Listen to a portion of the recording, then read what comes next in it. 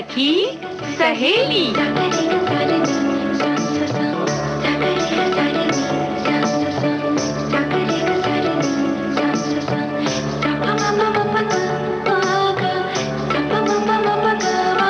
सखी सहेली।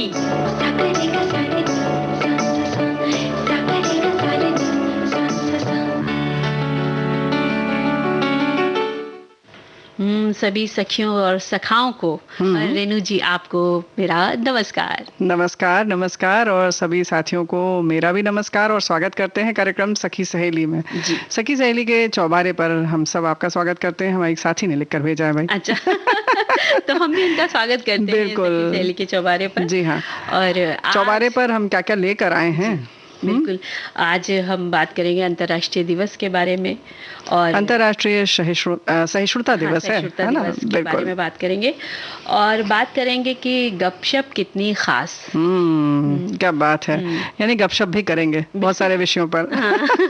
इसमें विषय होगा सखी विशेष में आज हम बात करेंगे पद्मश्री सुधा हरिनारायण सिंह की, एथलीट हैं जो, और जाहिर है कि आज हमारा जो है कि करियर का दिन है कि यानी कि बच्चों का भविष्य किन किन दिशाओं में हम बना सकते हैं, बहुत सारे क्या आयाम है उसके बारे में बात करने के लिए तो आज हम बात करेंगे फॉरेस्ट्री में करियर, यानी वन विभाग के क्षेत्र में आप क्या क्या कर सकते हैं और कैसे उसमें जा सकते हैं। और जाहिर है कि पद्मश्री सुधा जी जो हैं वो बहुत कम उम्र में बहुत अच्छा इन्होंने प्रदर्शन किया, उन्हें जो योग्यता उन्होंने हासिल की उसके बारे में चर्चा करेंगे, है ना। बिल्कुल चर्चा करेंगे क्योंकि भाई आज का दिन ही है ऐसा कि हमने जो विषय लिया है गपशप, तो गपशप के बिना तो सखी सहेली का मंच अधूरा सा लगता है। हमारी सभी सखियां आती हैं और आप आती है और साथ में हंसी मजाक चुहलबाजी और विषयों की जानकारी होती है तो बड़ा अच्छा लगता है। और साथ में रहता है गीत। बिल्कुल रहता है, तो हम भी गीत कर लेते हैं। क्या बात है, शुरू में चलो ठीक है।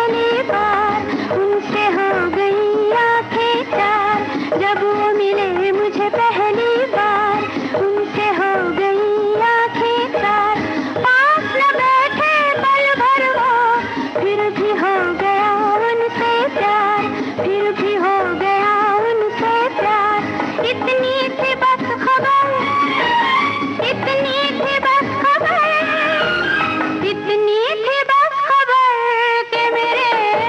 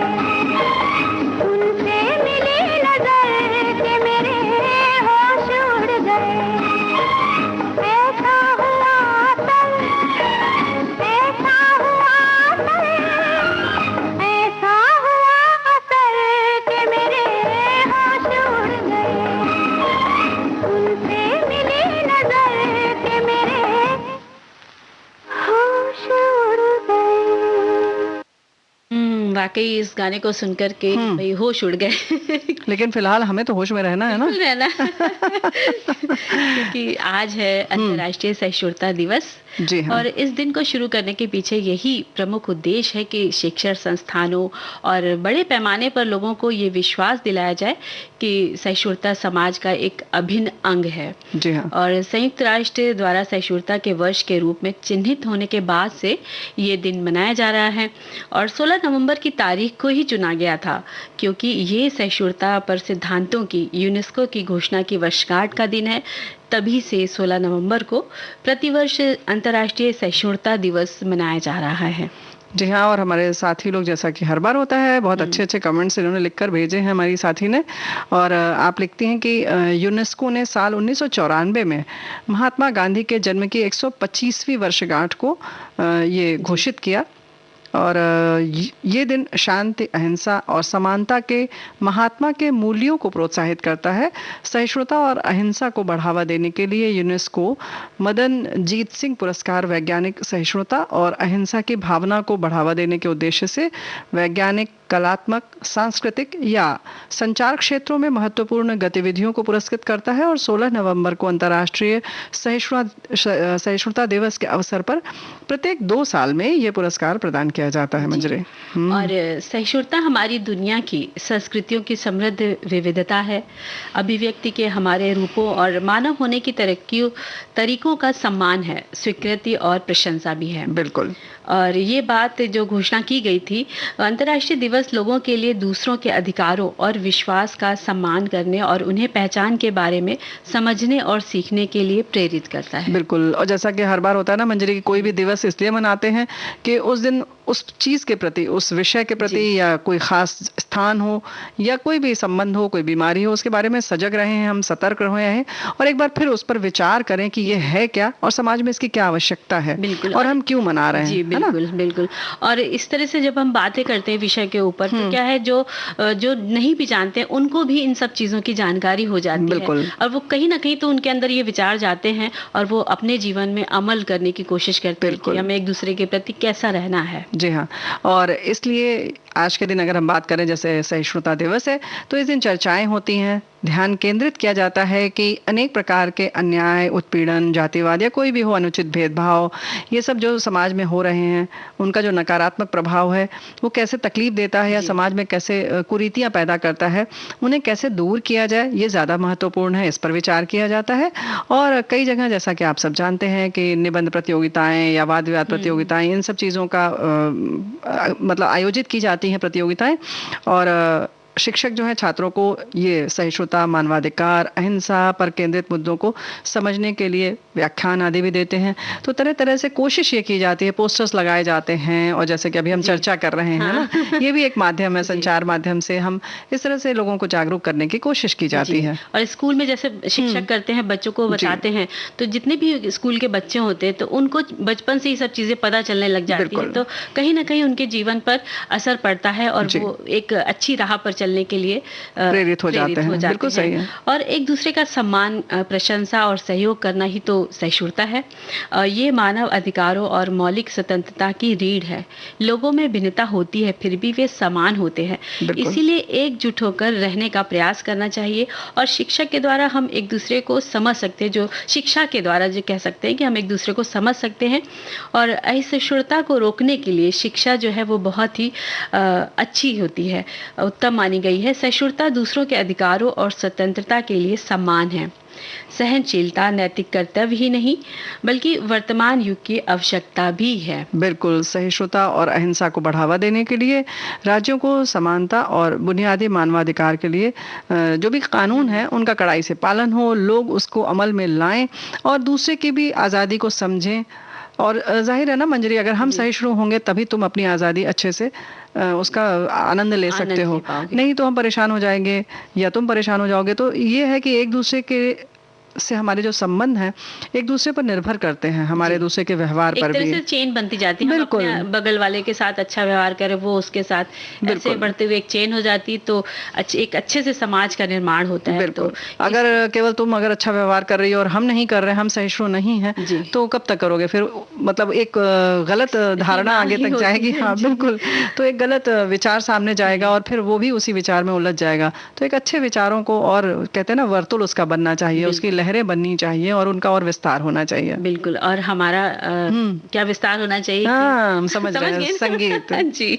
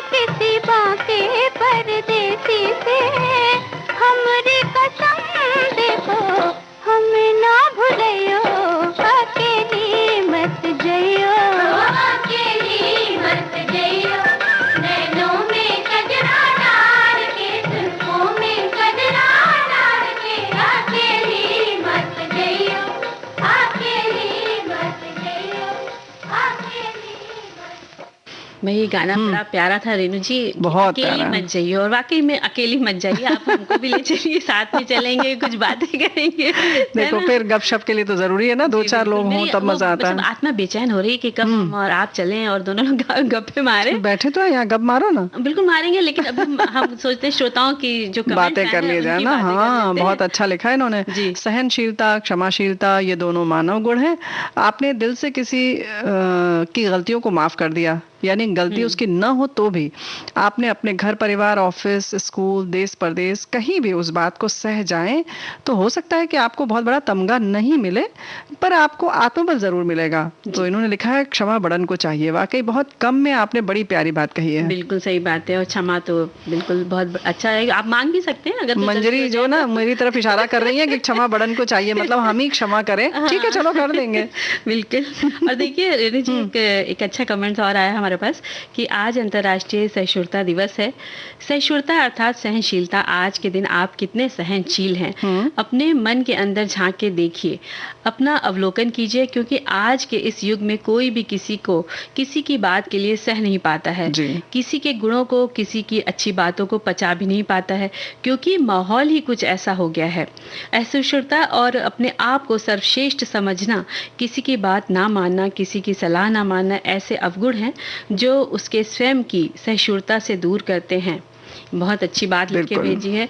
और सहनशील तो होना ही चाहिए, क्योंकि अगर आप सहनशील रहेंगे तो आपका जो मस्तिष्क है वो शांत रहेगा, और अपने आप जो भी कार्य करते हैं उसमें सफलता की ओर आप आगे बढ़ सकते हैं, 100% दे सकते हैं। बिल्कुल, अपना रिजल्ट अच्छा, आपको परिणाम अच्छा मिलेगा। तो आज से ये सबको प्रण कर लेना चाहिए कि हमको सहनशील बनना है, और जब भी कुछ भी थोड़ा सा मतलब सहनशीलता गायब हो रही हो आपके अंदर, हाँ, यानी कि अगर आपके मन के अनुकूल कुछ नहीं हो रहा है, हाँ, तो बस अपने टाल जाइए उसको याद करना है कि मुझे सहनशील रहना है, ये बस मूल मंत्र पकड़ के रखिए। तो देखिए, यानी कि वही सहनशील तभी होंगे ना जब हम उस चीज को इग्नोर करेंगे या टाल जाएंगे, उस पर उसको अनदेखा कर दें। और वो कुछ ऐसा हो सकता है जैसे कि अगर हम अभी रास्ते में आते हैं, जाते हैं, कितने लोग रास्ते में मिलते हैं, तो क्या हम सबको याद रखते हैं? तो कुछ ऐसे ही रास्ते में चलते हुए लोगों को जैसे हम नहीं याद रखते, वैसे ही इन सारी चीजों को टाला जा सकता है बड़ी आसानी से। तो कुछ तो प्रयोग करना पड़ेगा। और आपने जैसे लिखा है कि आज के दिन, तो आज के दिन नहीं, आज से गांठ बांध ले। बिल्कुल जैसे पहले हमारे साथी ने कहा था, तमगा जरूर नहीं मिलेगा, लेकिन आपको जो आत्मबल मिलेगा, आत्मसंतोष मिलेगा, उससे आपका जीवन बहुत निखरेगा। किसी तमगे से कम है क्या? क्योंकि सब कुछ हम अपनी मन की शांति के लिए ही तो करते हैं ना। बिल्कुल, और मन की शांति आज के समय में ढूंढना, कहीं जाने की जरूरत नहीं, आप अंदर ही से अपने अंदर ही ढूंढ सकते हैं। और बिल्कुल सही तुमने कहा। और हमारे साथी बहुत अच्छी अच्छी बातें लिखकर भेज रहे हैं। और मन की शांति के संग संग ये जो बात है कि हम लोग बराबर जिस पे कह रहे हैं सहिष्णुता, इसके लिए हमारी तरक्की के भी रास्ते बहुत सारे खुलते हैं। कुछ भी काम हो, कहीं पे भी, वैसे भी मंजरी देखो, हम अगर निकलते हैं तो हमें कहीं ना कहीं सामंजस्य स्थापित करना पड़ता ही है। तो अगर हम हर समय करने लगे तो कितना आसान हो जाए। बिल्कुल, है ना? और जब आप अपने मन का कोई भी क्षेत्र चुनते हैं तो उसमें अगर आपको सफलता मिलती है तो फिर आपका मन तो बहुत खुश होता है, और आप खुश होते हैं, आपका परिवार खुश होता है, और जब आप कोई उपलब्धि प्राप्त करते हैं तो आपका देश आप पर गर्व करता है, और सभी देशवासी उस उपलब्धि पर नाज करते हैं। बिल्कुल सही बात है। ऐसी ही सुधा सिंह है, जिनका जन्म 25 जून सन 1986 को उत्तर प्रदेश के अमेठी जिले में एक साधारण से परिवार में हुआ। आपके पिता हरिनारायण सिंह जो कि ITI से सेवानिवृत्त है, और सुधा जी की माँ जो है वो गृहिणी है। एथलीट्स में स्टीपल चेज में अपना परचम लहराने वाली सुधा उत्तर प्रदेश राज्य की दूसरी खिलाड़ी हैं, जिन्हें अर्जुन पुरस्कार के साथ पद्मश्री पुरस्कार भी प्राप्त हुआ। और एथलेटिक्स क्षेत्र में सुधा सिंह रायबरेली एक्सप्रेस के नाम से प्रसिद्ध हैं। क्या बात है। और सुधा ने अपनी प्रारंभिक जो शिक्षा थी वो वहाँ के जो कॉलेज था, राजकीय बालिका इंटर कॉलेज, वहाँ से उन्होंने पूरी करी। और सुधा का जो बचपन से जो था मन खेल कूद में बहुत लगता था। स्कूल की हर प्रतियोगिताओं में वे भाग लिया करती थी, और किसी में फर्स्ट आती, किसी में प्रथम मतलब द्वितीय आती, ऐसे स्थान वो प्राप्त करती, प्रथम द्वितीय। और इसके चलते उन्हें रानी लक्ष्मीबाई और यश भारती अवार्ड से भी सम्मानित किया गया। और सुधा के परिवार वालों ने जब देखा कि उनकी खेल में इतनी ज़्यादा रुचि है, तो उन्होंने क्या किया कि उनका लखनऊ के जो स्पोर्ट्स हॉस्टल में उनका दाखिला करवा दिया। और यहाँ से ही सुधा के खेल में निखार आना शुरू हो गया, क्योंकि वो एक जगह पहुँच गई जहाँ खेल की बारीकियाँ सिखाई जाती थी, और उन्होंने फिर इस तरह से कभी पीछे मुड़कर नहीं देखा। क्या बात है। सुधा ने करीब 5 वर्ष तक लखनऊ के KD सिंह बाबू स्टेडियम के हॉस्टल में रहकर ट्रेनिंग ली। अंतर्राष्ट्रीय स्तर पर साल 2009 में एशियन चैंपियनशिप में रजत पदक जीतकर उन्होंने सबको चौंका दिया। इसके बाद तो सुधा ने 2010 में हुए एशियन खेल की 3000 मीटर स्टीपल चेज स्पर्धा में स्वर्ण पदक पर कब्जा जमाया। सन 2013 में एशियन चैंपियनशिप में भी स्वर्ण पदक हासिल किया, और सन 2018 में जकार्ता एशियन गेम्स में रजत पदक हासिल किया। और मात्र 34 वर्ष की आयु में ही उन्होंने खेल के क्षेत्र में राष्ट्रीय स्तर पर दिया जाने वाला सर्वोच्च सम्मान अर्जुन पुरस्कार के बाद उन्हें पद्मश्री भी मिला, जो भी हाल में ही दिया गया है। उन्होंने दृढ़ संकल्प और मेहनत के बल पर देश का गौरव बढ़ाया। और इससे पूर्व सुधा सिंह ने 2003 में शिकागो में जूनियर नेशनल एथलीट चैंपियनशिप में कांस्य पदक जीता। जी, सन 2004 कल्लम में जूनियर नेशनल एथलेटिक्स चैंपियनशिप में रजत पदक, सन 2007 में नेशनल गेम्स में पहला स्थान यानी स्वर्ण पदक, सन 2008 सीनियर ओपन नेशनल में पहला स्थान, सन 2012-16 में ओलंपिक में देश का प्रतिनिधित्व किया। और स्टीपल चेज बता दें, उसमें बहुत सारी रेस होती हैं, एक तरह के नहीं होते, उसमें दौड़ना भी होता है, ऊंची छलांग भी लगानी होती है, लंबी कूद भी करनी होती है, पानी में भी दौड़ना पड़ता है, तो मैदानी, हाँ, सीधे समतल में भी दौड़ना पड़ता है।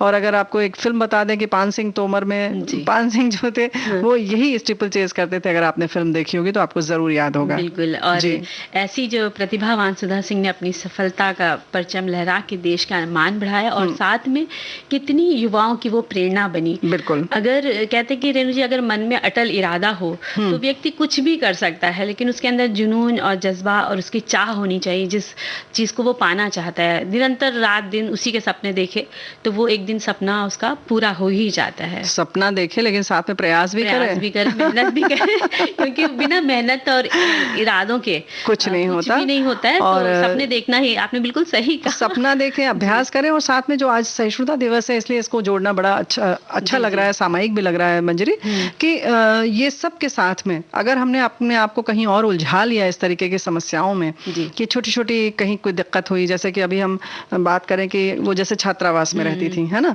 तो ऐसा नहीं है बड़ा आसान रहा होगा, वहाँ की जो दिक्कतें हैं, वहाँ आपको बहुत सारी चीज़ों को बर्दाश्त करना पड़ता है। लेकिन अगर हम उसमें उलझ कर रह जाएं तो आप देखिए फिर मंजिल इतनी दूर हो जाएगी कि आपको पाना तो दूर, वो दिखाई भी नहीं देगी, है ना। क्योंकि हॉस्टल में जब बच्चे रहते हैं तो अकेले उन्हें सब चीज़ देखनी पड़ती है, सुबह उठना, अपने काम भी मैनेज करने पड़ते हैं, कपड़े लत्ते, पढ़ाई लिखाई जो भी है, तो एक तरह से वहाँ पर और सर्किल भी होता है, तो आपको आत्मनिर्भर भी बनना पड़ता है, आत्मनिर्भर बनना पड़ता है। बहुत तरीके की और राजनीतियाँ भी होती हैं, ऐसा नहीं कि सब लोग बहुत सामान्य आपको मिले। इसके संग संग जब खिलाड़ी होते हैं ना मंजरी, तो आप सब अब तो फिल्में इतना हम देखने लगे हैं या पढ़ने भी लगे, हमें पता है किस तरह से प्रतिबंधित खाना मिलता है उनको, एकदम अनुशासन में रहना पड़ता है, कितने बजे उठना है, सब चीज उनकी बिल्कुल निर्धारित होती है। बहुत सारी अपनी पसंद की चीजें छोड़नी पड़ती हैं खाने के लिए जी।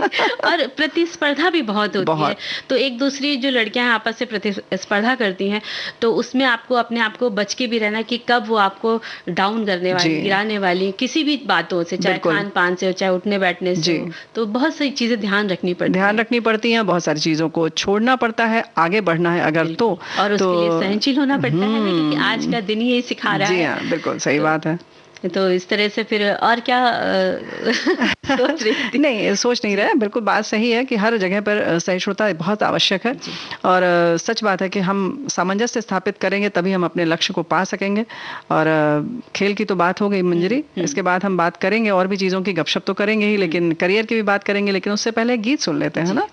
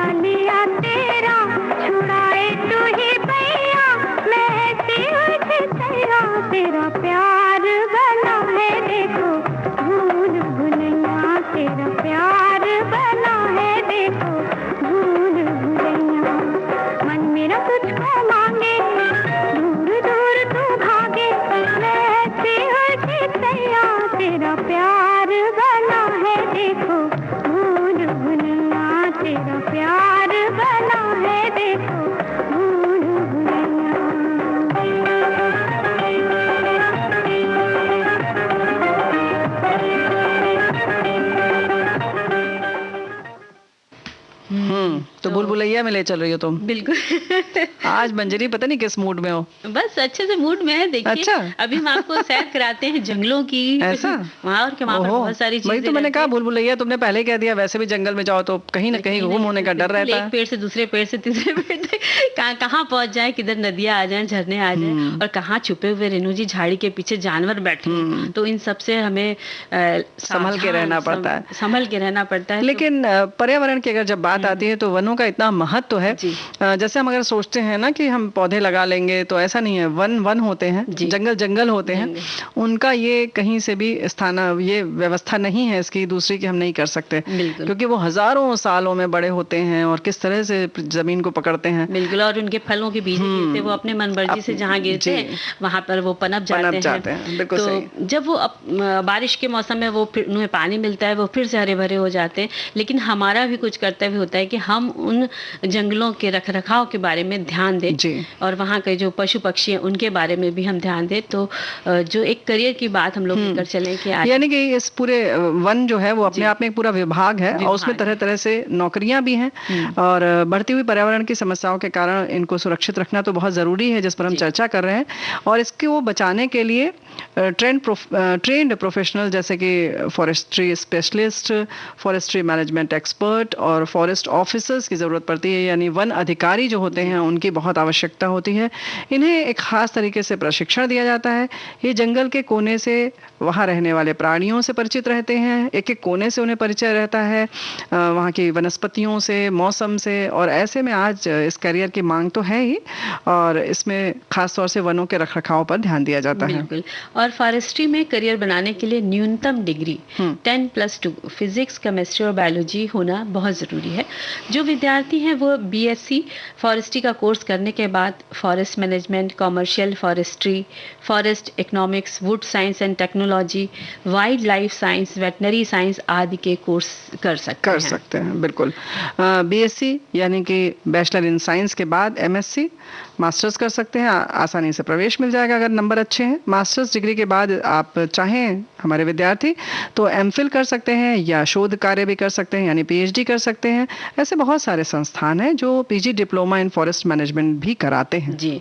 और फॉरेस्ट्री में बैचलर डिग्री के बाद आप यूपीएससी द्वारा आयोजित इंडियन फॉरेस्ट सर्विस की परीक्षा में भी शामिल हो सकते हैं।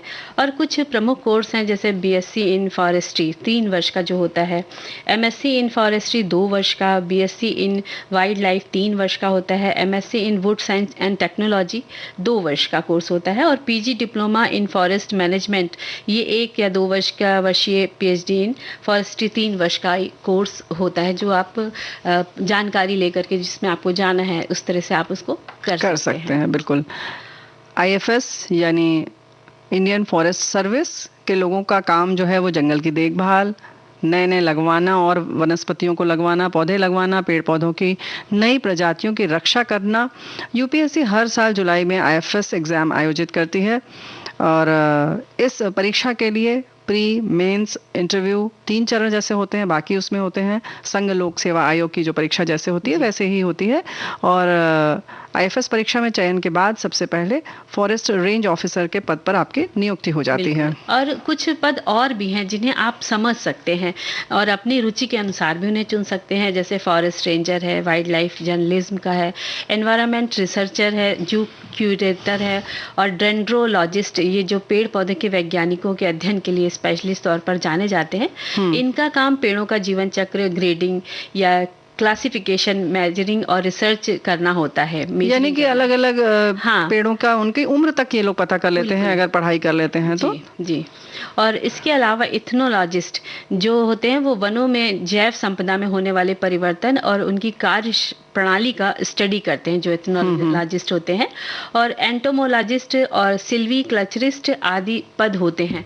तो आप उसके बारे में बहुत, अगर जॉब करना चाहते हैं तो आप उसके बारे में गहन अध्ययन करके कि किस तरह से आपको किस फील्ड में जाना है, उस तरह से आप उसको अप्लाई, क्योंकि सुरक्षा अलग चीज हो जाती है, पौधों के बारे में जानकारी, मौसम के बारे में जानकारी, उनके महत्व की जानकारी अलग होती है, उसमें पैसे का मैनेजमेंट देखना अलग होता है ना, व्यवस्थापक अलग होते हैं, निगरानी करने वाले अलग होते हैं, और उनकी जो संरक्षण जो होता है या उनका और वन गार्ड होते हैं, तो वो सब बिल्कुल बहुत तरीके की जॉब है इसमें। और वन तो कहते हैं कि इतना विशाल होता है कि आप पैर भी रखेंगे तो आपको ये भी सोचना है कि उस पत्तों के पीछे भी तो कोई छुपा नहीं बैठा है जीव जंतु। सही बात है। तो यानी कि यहाँ पर खतरा बहुत है, लेकिन उसी के साथ साथ रोमांच है, बहुत सारी जानकारियों का भंडार होता है ये क्षेत्र, यानी वन क्षेत्र में अगर आप आए, जिसे खासतौर से मंजरी एडवेंचर पसंद हो, है ना, जिसको रोमांच पसंद हो, हर वक्त कुछ थ्रिलिंग करने का मन हो, बहुत मेहनती हो, बहादुर हो, वही इसमें जाए तो अच्छा है ना। बिल्कुल, नहीं तो मलबड़ा आधे घबरा जाएंगे, भाग लिए। तो ये सब चीजें भी, और सबसे बड़ी बात है कि प्रकृति से आपको प्यार होना चाहिए, पशु पक्षियों के प्रति लगाव होना बहुत जरूरी है। और भाई काम करेंगे तो धीरे धीरे आपकी सैलरी भी जिस तरह से आपकी पद होगा उस तरह से आपकी सैलरी होगी। और आज वन संपदा का रख रखाव हम सभी के लिए प्रथम जरूरत बन गया है, इसलिए ये कैरियर के तौर पर अच्छा ऑप्शन है। और वाकई में जैसा आपने कहा, जो बहादुर है, मेहनती है, तो वो ही जा सकता है, जिसे जो डरे ना। और मेन बात है, जब जंगलों में जाते तो मन वैसे ही प्रसन्न हो जाता है, और जब आपको पेड़ पौधों वनस्पतियों की ज्ञान होता है तो आप बहुत सी चीजें सीख सकते हैं। जी हाँ। आप अगर बीमार होते हैं तो वहां से भी जड़ी बूटियां उपलब्ध मिल जाएंगी आपको, और जो पशु पक्षी आप उनका इलाज भी कर सकते हैं, वो भी देख सकते हैं। तो बहुत सारी चीजें हैं, बहुत सारी चीजें हैं। कहीं कहीं ऐसे सच बात है कि बहुत सारे ऐसे भी वनों में चीजें मिलती हैं जिनकी आपने पढ़ाई की बहुत सारी है, लेकिन फिर भी कुछ ऐसा अछूता रह जाता है जो आज आप पहली बार देख रहे हैं। तो असीम संभावनाएं हैं, अपने आप में बिल्कुल सागर है, जितना आप घुसते जाएंगे उतना आपको आनंद आएगा। लेकिन फिलहाल हम यहाँ पर एक विराम ले लेते हैं और चलते हैं, एक पर्वतों की तरफ चलते हैं, जरा देखते हैं वहाँ क्या हो रहा है। क्या बात है।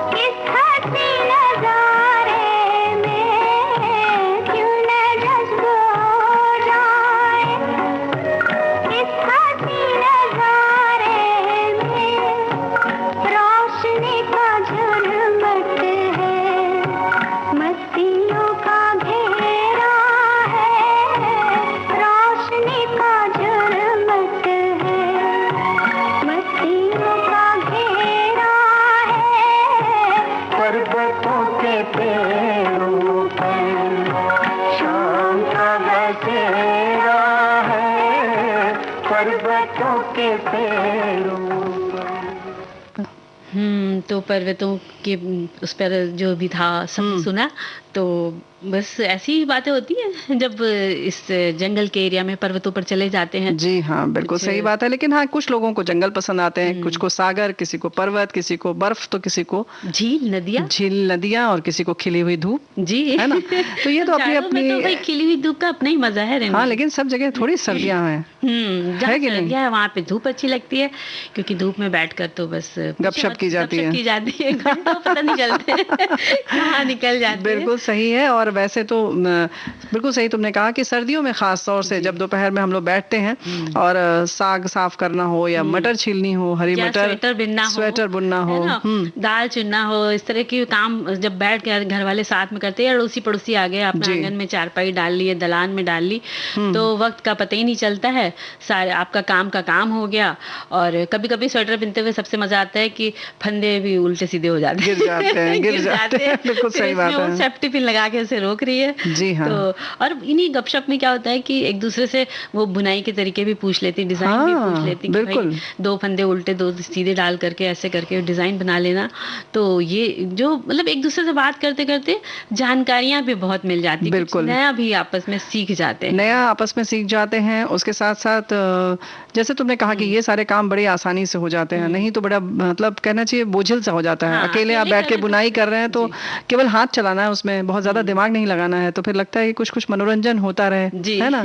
तो गपशप जो है ना, ये नाम लेते ही एक तरह तरह से ख्याल मन में तो आने ही लगता है मंजरी, और लगता है कि आज खूब सारी गप्पे मारेंगे, जहाँ चार सहेलियां मिल जाएंगे या कोई ऐसा मिल जाए साथी।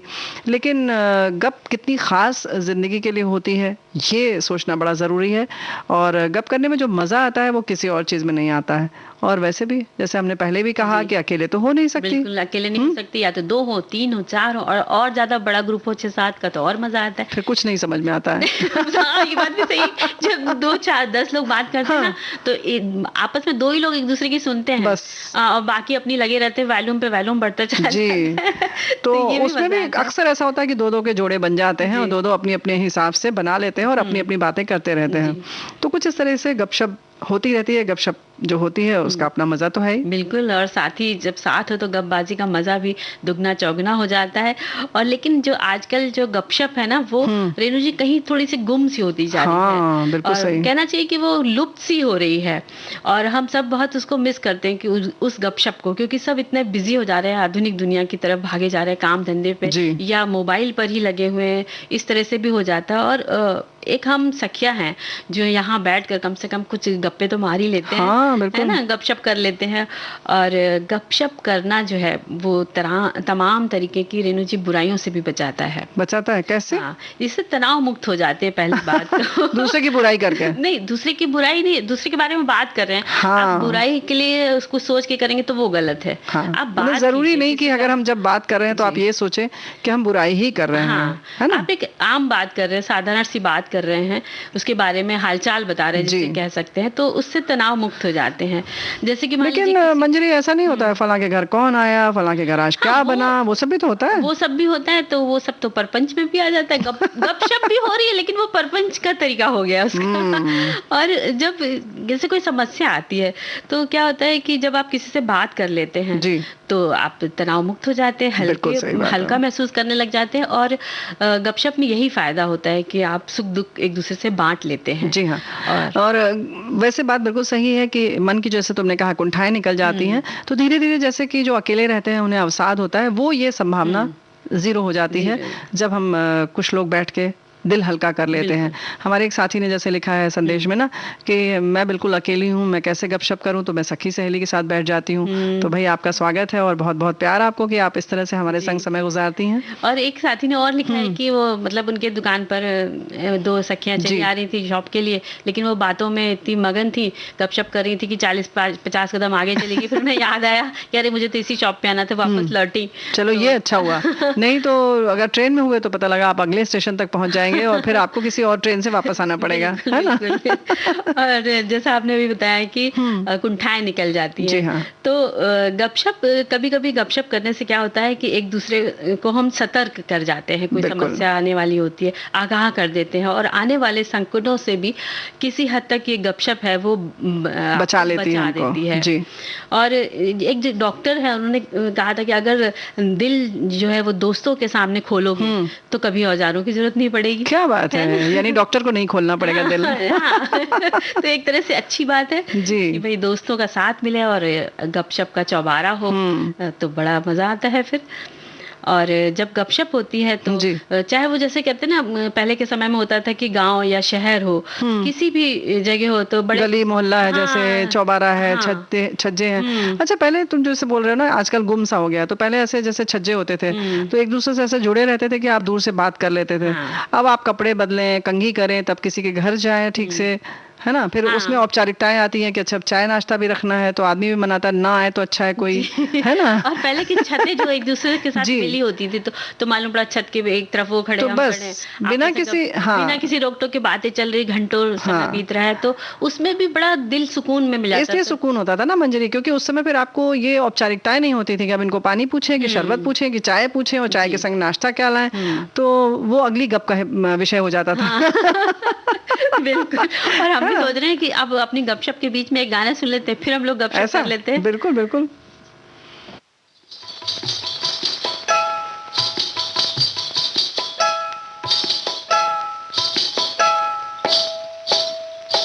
जानू जानू रे काहे ठन के है तोरा कंगना, जानू जानू रे काहे ठन के है तोरा कंगना। मैं भी जानू रे छुप के कौन आया तोरे अंगना, अरे जानू रे छुप के कौन आया तोरे अंगना। मैं भी जानू रे।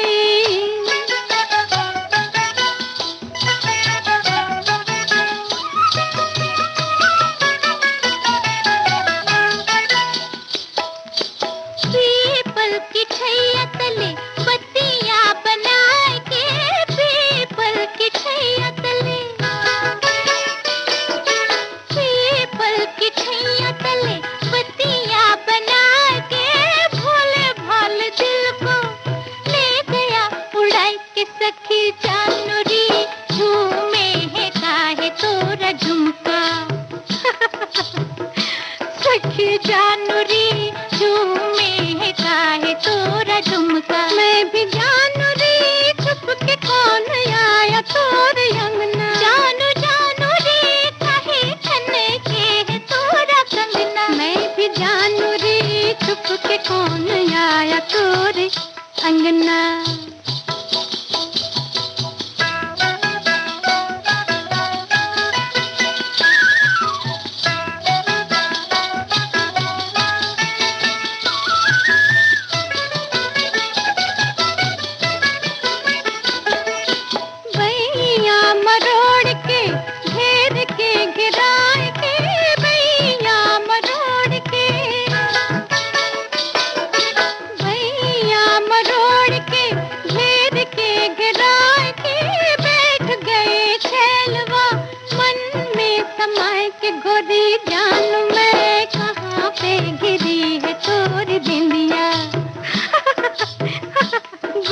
जानू मैं कहाँ पे गिरी है तोरी बिंदिया, जानू जानू रे काहे ठने के है तोरा कंगना। मैं भी जानू रे छुप के कौन आया तोरे अंगना, जानू रे काहे ठने के है तोरा कंगना।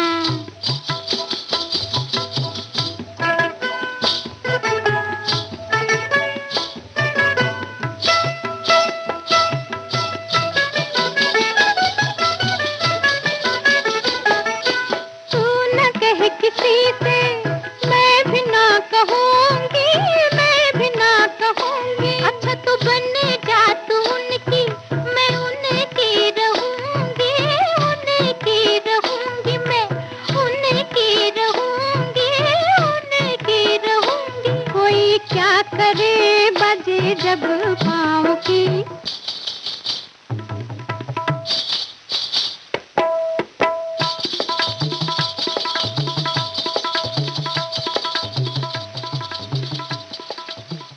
तो जानू जानू रे काहे खन के तोरा कंगना, तो भाई जान भी गए हम, है ना। ये भी गप का विषय होता है, गप का विषय होता है, क्यों कंगना खनक रहा है, आज इनके चेहरे पर जो चमक है वो कांति क्यों है, इनके पिया जो है वो बाहर से आ गए हैं, है ना।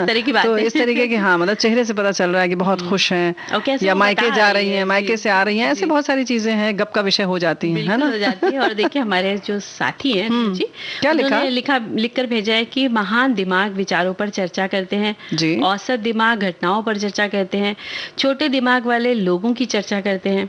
कितनी सही बात कही है। अगर आपका जीवन कैसे अलग होगा यदि आप गपशप सिर्फ लोगों से ही नहीं, सेल्फ टॉक भी करें। सेल्फ टॉक एक ऐसी चीज है जिसे आप अपने काम के घंटों के दौरान स्वाभाविक रूप से कर सकते हैं। लोग अधिक जागरूक हो रहे हैं कि सकारात्मक सेल्फ टॉक आपके लिए आत्मविश्वास को बढ़ाने और नकारात्मक भावनाओं को रोकने के लिए एक शक्तिशाली उपकरण है। जो लोग सकारात्मक सेल्फ टॉक में महारत हासिल कर सकते हैं उन्हें अधिक आत्मविश्वासी, प्रेरित और उत्पादक माना जाता है। हाँ, ये ख्याल रहे कि किसी के सामने आपने अपने आप सेल्फ टॉक से बात ना करें, नहीं तो लोग आपको पागल समझेंगे। बात बिल्कुल सही है जी। और सखी सहेली की गपशप सुनकर एक सकारात्मक ऊर्जा मिलती है तथा बहुत सारे विषयों के बारे में ज्ञान का इजाफा होता है। कितने अलग अलग विषय लाते हैं वीबीएस, और वीबीएस सखी सहेली की गपशप सुनने का चस्का लग गया है, तो भाई हमें भी चस्का लग गया है सच बात है पढ़ने का। और जितने ज्यादा कमेंट्स आते हैं तो बड़ा मजा आता है। जी हाँ, गपशप इसी बहाने हो जाती है। आपने लिखा है हमारे एक साथी ने कि एक रेंजर की पत्नी होने के नाते मैंने भी बड़ी जंगलों के दर्शन किए हैं, इन्हें नजदीक से जाना है। शुरू में तो बहुत आकर्षण रहा पर धीरे धीरे खत्म हो गया। बड़ी कठिन जिंदगी रहती है। अब तो मोबाइल का जमाना है, कहीं रहिए अकेलापन नहीं लगता है।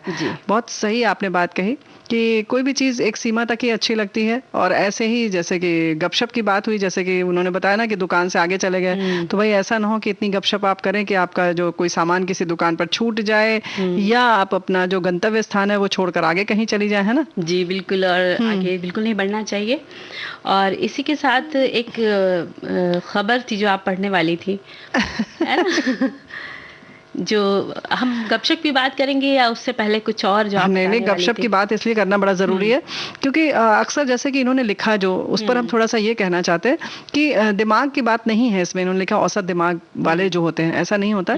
हम खुद भी बहुत तेज दिमाग वाले लोग भी अक्सर विचारों की चर्चा नहीं करते बल्कि इंसानों की चर्चा करते हैं। तो ये निर्भर करता है कि हम हैं तो हमारा दिमाग बहुत अच्छा, लेकिन हम किस स्तर की चर्चा कर रहे हैं, है ना। तो चर्चा से स्तर मतलब किस स्तर की चर्चा कर रहे हैं, ऐसा नहीं कि उससे आपका दिमाग का स्तर कम या ज्यादा पता चलता है। अक्सर हम भी वो गलतियां करते हैं। तो हमें आत्मविश्लेषण जरूर करना चाहिए और ये देखना चाहिए कि हम किस स्तर की बात कर रहे हैं, यानी कि किसी की फिलॉसफी की बात करें, जीवन दर्शन की बात करें। तो ये सब चीजें विषय हो सकते हैं। जैसे तुमने पहले कहा ना कि हमें बहुत सारी घटनाएं पता चल जाती हैं, बहुत सारी चीजें सीखने को मिलती हैं।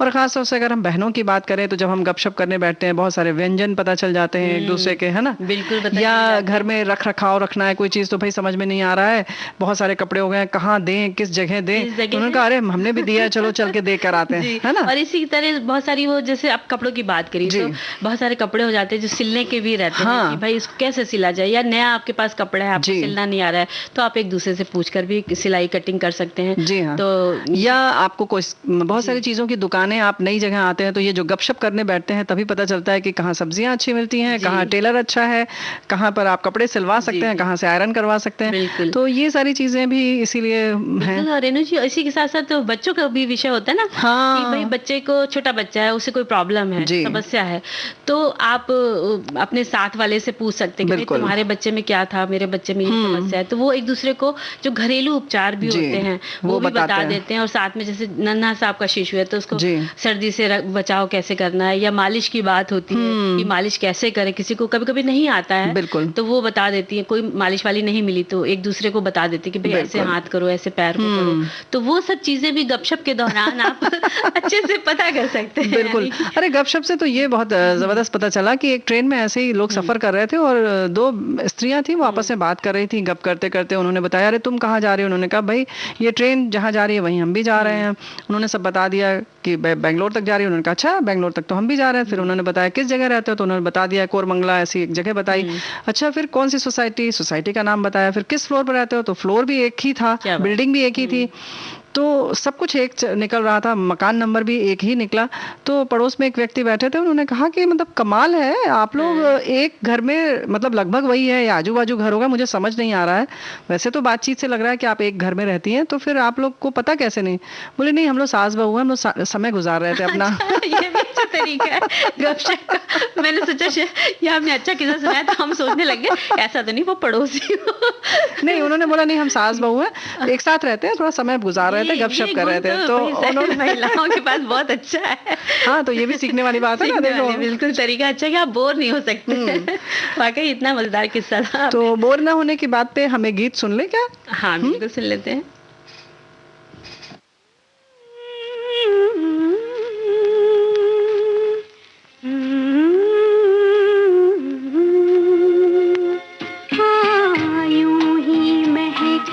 प्रीत पिया की मेरे अनुरागी मन में,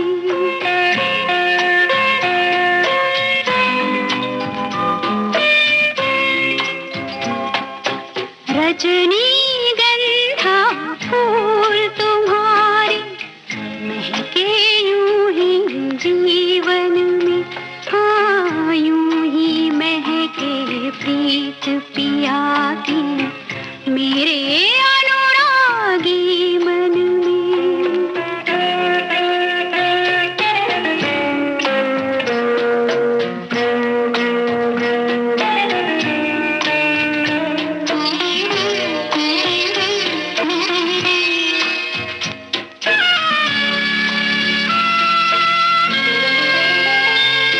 अधिकार ये जब से साजन का हर धड़कन पर माना मैंने, अधिकार ये जब से साजन का हर धड़कन पर माना मैंने, मैं जब से उनके साथ बंधी ये भेद तभी जाना मैंने, कितना सुख है बंधन में, रजनी गंधा फूल तुम्हारे महके यूं ही जीवन में, हाँ यूं ही महके प्रीत पिया की मेरे अनुरागी मन में।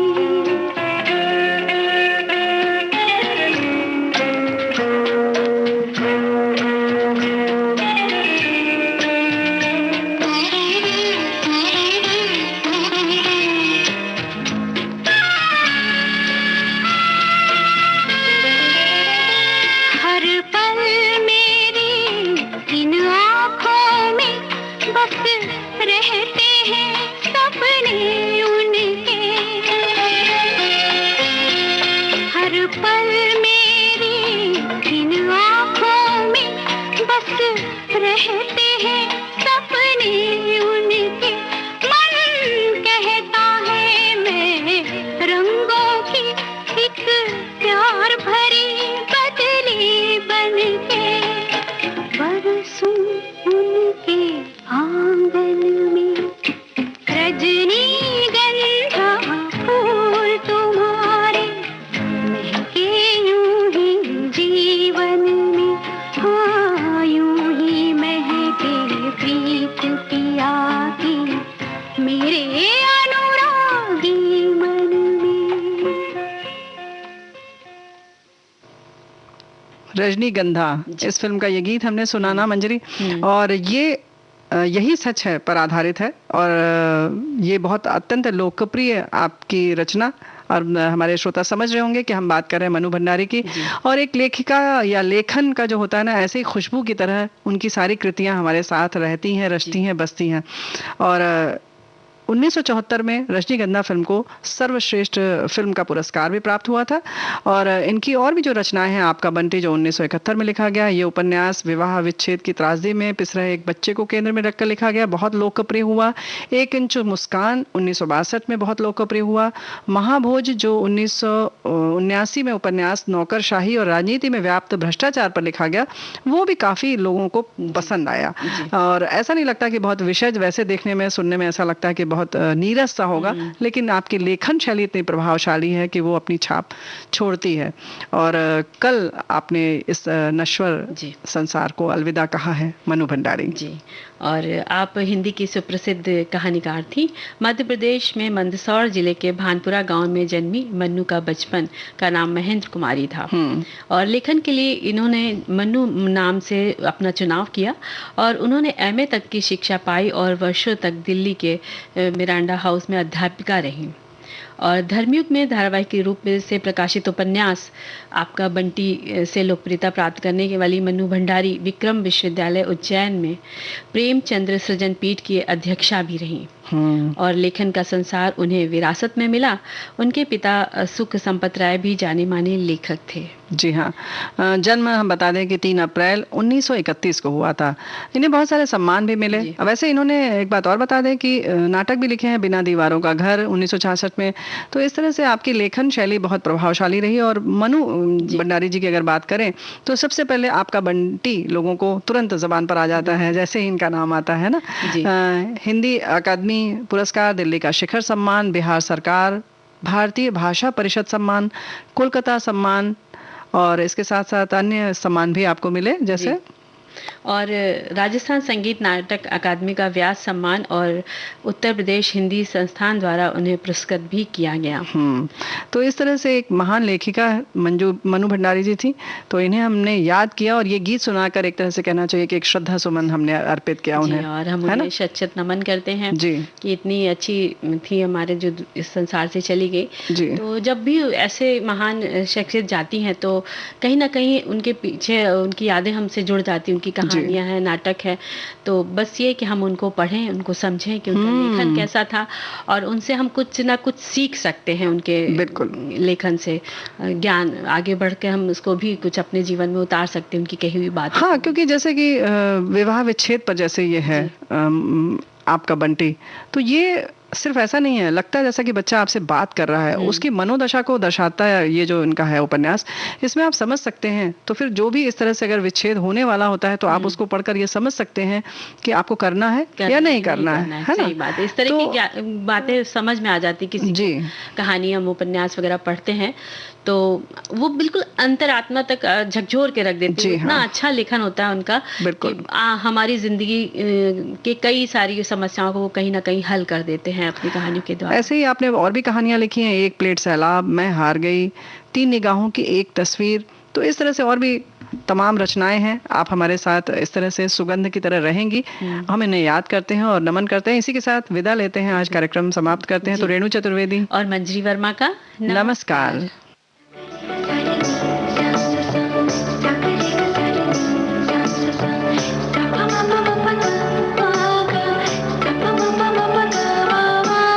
सखी सहेली।